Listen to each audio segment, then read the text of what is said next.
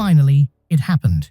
Netflix has released the first part of the final season of Stranger Things, and of course, like any normal person, I woke up in the middle of the night, poured myself some coffee, turned on the show, and flew to Hawkins, faster than a Demogorgon, following the smell of blood.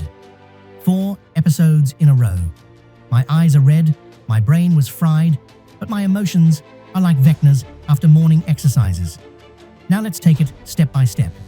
The general plot, the characters, the atmosphere, the visuals, the plot twists, and those moments that either delighted me wildly or made me scratch my head. Here we go.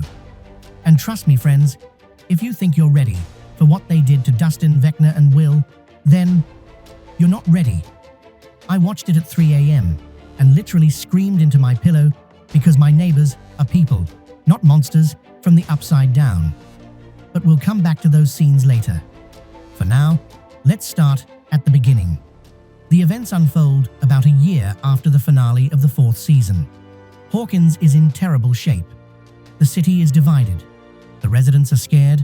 The outside world has almost no idea what's going on inside, but the military has gotten involved up to their necks. They've cordoned off the entire city with a huge perimeter, built bases, brought in equipment, but at the same time, the residents are trying to live their normal lives. Well, as normal as it can be, the residents are like, okay, let's go to work. Children go to school, parents pretend that everything is fine, and the military is stirring up some super secret operation, which of course will not lead to anything good. Our main characters, like us, are tired of all this survival on the brink of apocalypse, so their task is simple: find Vecna and destroy him. Not because they want to be heroes, but because they want to live at least 5 minutes without portals, monsters, and endless horror. To do this, each group works on its own front. Hopper wanders around the Upside Down as if it were his new workplace. Ellie trains so hard that the Avengers would be jealous. Steve and Robin launch a radio station to help both ordinary residents and Hopper, as well as to maintain communication between the worlds. It's as if they've become the official radio station of Upside Down FM. Murray has basically turned into a smuggler. The guy now transports stuff back and forth as if he has a season ticket to hell and back. The other heroes are also in on it and contribute. But as is typical for the genre, everything goes perfectly until the first setback. During one of his forays, Hopper gets stuck in the Upside Down. At the same time, Demogorgon makes his way into the Wheeler's house, knocks Mike and Nancy's parents unconscious, and kidnaps little Holly. After that, Eleven doesn't hesitate for a second, jumps into the portal, and complete chaos breaks out, which I won't retell. Otherwise, I'll be sent to prison for spoilers. Pros and cons. There's only one con, but it's a big one. We only get 4 episodes. Then there's a break. Then there's the second part. Yes, Netflix, thank you, of course, for the marketing, for the hype, for keeping the audience engaged. But we are weak people. We want to binge watch, not suffer. Everything else is really minor. Now for the good stuff, and there's a lot of good stuff here. Visuals and atmosphere. The series has always been good at visual style, but here, it really blew me away. The beauty, the gloom, the style. Everything is so cool that I wanted to freeze the frame and just admire it. The graphics are stunning. The light, the smoke, the portals, the monsters, everything looks like it's in a big movie. I would give the visual artists an award, a medal, and a lifetime supply of hand cream. The atmosphere, it's 120% on point. The very first frames take you back to Hawkins, and you feel the vibe of a town where weird stuff is always happening. The hairstyles, clothes, cars, they don't just imitate the 80s, they make you believe it's the real 80s, and it's incredibly energizing. Oh yes, hello Hawkins, I missed you. Actors and characters. I was worried that the actors would grow up and we would lose that teenage vibe. But no, they look older, but the maturity of the characters only enhances the drama.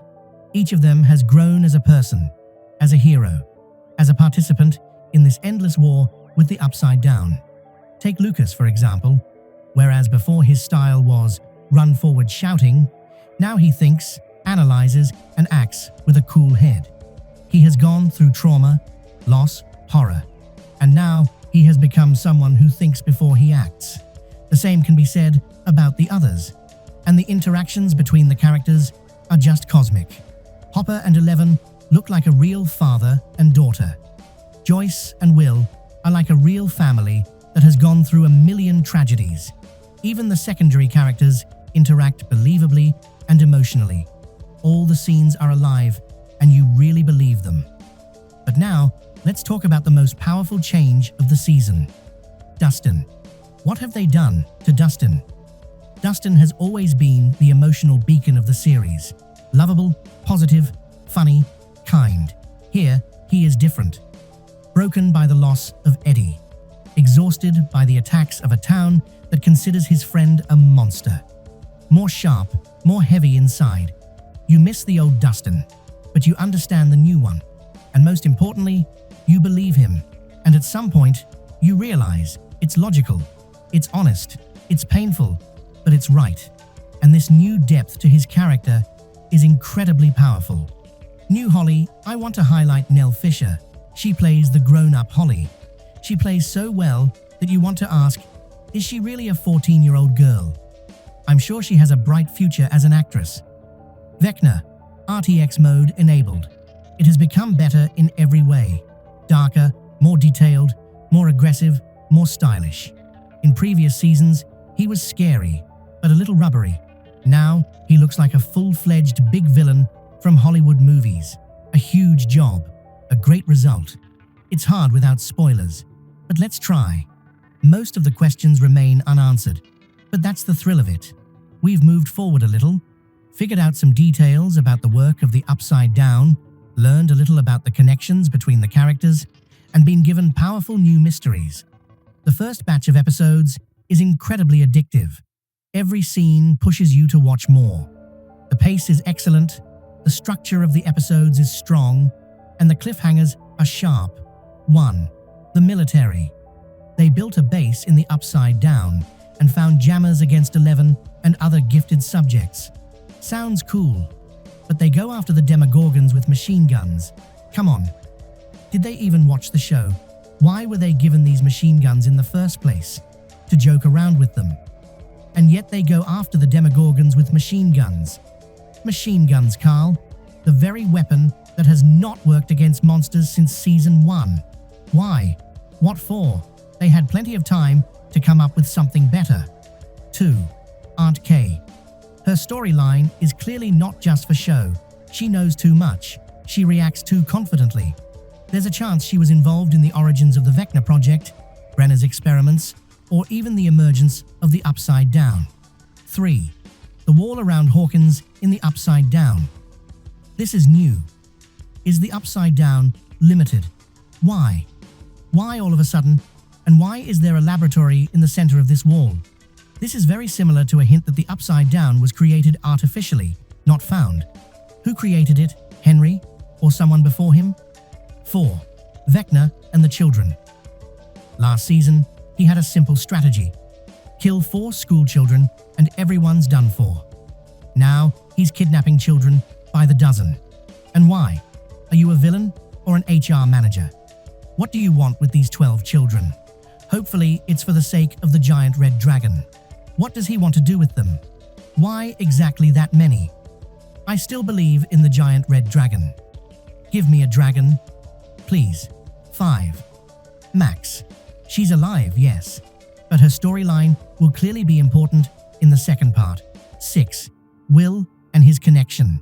He sees through the eyes of monsters. He senses Vecna. He is connected to the collective mind.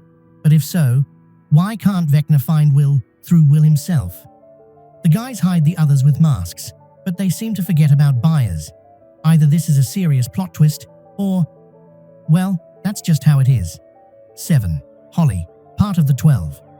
This explains a lot, and it makes a lot of things scarier.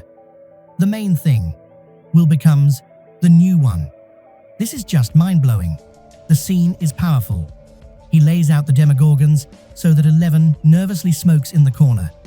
Where did he get the strength? Did Vecna know? Will the other kids develop abilities?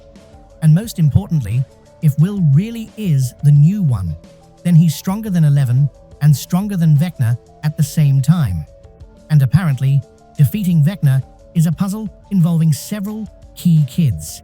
And we already see at least 3, 11, 8, and now Will. And it's not a fact that Henry is the true one. With each episode, the mystery only deepens. For the first time in many seasons, we get the feeling that the balance of power could be drastically disrupted. In short, the first part of the final season is fantastic. Beautiful, exciting, intriguing. I'm not disappointed in the slightest. On the contrary, I'm walking around the house shouting, "Where's the second part, Netflix?" I hope you enjoyed it as much as I did. See you soon.